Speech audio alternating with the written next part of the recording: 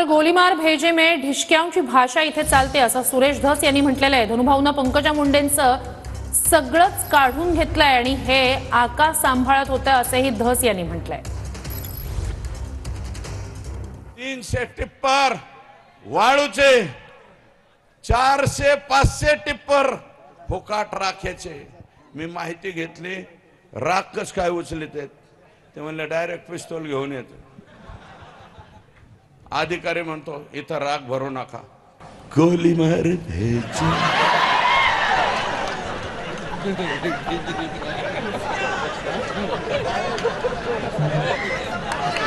ढिसक्याव अशा प्रकारची भाषा, ढिसक्यावची भाषा त्या ठिकाणी होती।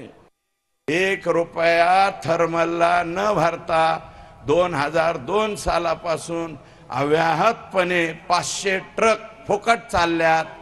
त्याचं उत्तर काय?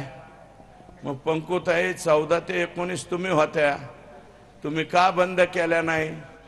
त्याचं कारण आहे की हे धनुभाऊंचं घर वर आहे, पंकुताईंचं घर खाली आहे। खाली हे सकाळी चहाला असतात आणि दुपारच्या नाश्त्याला वर असतात। आणि धनुभाऊ, पंकुताई, धनुभाईंनी तुमचं सगळंच काढून घेतलेलं तुम्हाला मिळच नाही लागलं। सगळे झंटा फंटा आइटम उधर है, आणि हा सगळा झंटा फंटा आइटम कोण सांभाळित होता? आका